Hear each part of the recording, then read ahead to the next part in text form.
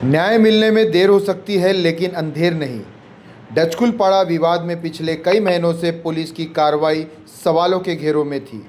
आरोप था कि पुलिस एक तरफा कार्रवाई कर रही है और असली गुनहगारों को बचा रही है। लेकिन अब न्यायालय ने अपनी हंटर चला दिया।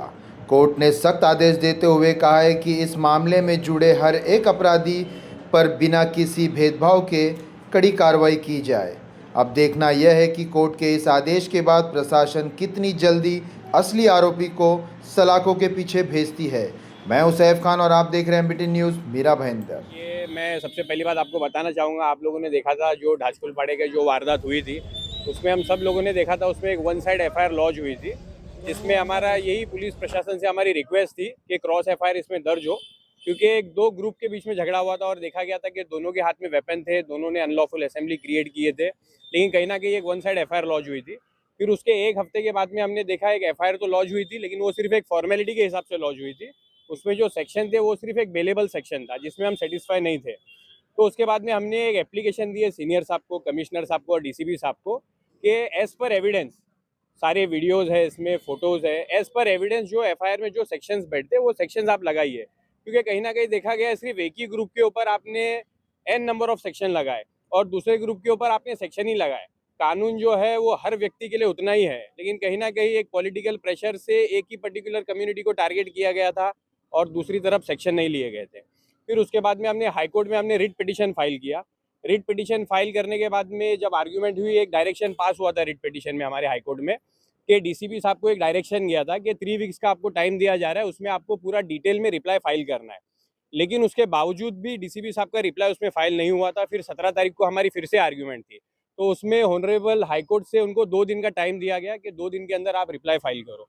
फिर उसके बाद में देखा गया वो 2 दिन के अंदर जो पिटिशनर थे हमारे, इनकी स्टेटमेंट ली गई और एज पर वीडियो और जितने एविडेंस थे 8 से 10 सेक्शन उसमें लगे गए। अनलॉफुल असेंबली के, आर्म्स एक्ट के, राइटिंग के जो सेक्शन थे सारे सेक्शन उसमें ऐड हुए। फिर आज हमारी तारीख थी कोर्ट में, इसमें डीसीपी साहब ने एक एफिडेविट भी फाइल किया है डीसीपी साहब ने हाईकोर्ट में, और इसमें डीसीपी साहब ने वो सारी चीज़ें बताई कि किसी कारण की वजह से वो रिप्लाई फाइल नहीं कर पाए थे, लेकिन कल और परसों में वो पिटिशनर को बुलवाए सीनियर साहब के थ्रू और हमारे काशीगांव पुलिस स्टेशन में सारे सेक्शन ऐड हो गए। इससे हम सेटिस्फाई है, क्योंकि कहीं ना कहीं ये देखा गया था कि पॉलिटिकल प्रेशर से पुलिस ने सेक्शन ऐड नहीं किए थे, लेकिन हमको हमारी जुडिशरी सिस्टम पे भरोसा है और वहाँ से डायरेक्शन आया और लोगों को न्याय मिला और सारे लोगों को अभी एक फिर से एक उम्मीद जाग गई कि कानून सबके लिए है। जैसा कि मैंने आपको बताया, बीइंग ए कोर्ट ऑफिसर, हमें हमारी जुडिशरी पे पूरा भरोसा है। देर सवेर थोड़ा वक्त लगा, 1 महीना गया, लेकिन देर सवेर सबको न्याय मिला, इससे हम बहुत खुश हैं। किसी की गिरफ्तारी हुई है? देखिए, अभी कल सारे सेक्शन ऐड हुए हैं। अब इसके बाद में हमें पुलिस प्रशासन ने हमें ये आश्वासन दिया है कि जैसे अभी कल परसों में सारे सेक्शन ऐड हुए हैं, इसके बाद हम जो भी आरोपी है सबको अरेस्ट करेंगे और तह तक जाएंगे। इसके प्रशासन से मेरी यही रिक्वेस्ट है कि आप किसी भी पॉलिटिकल प्रेशर के दबाव पे आप काम मत कीजिए।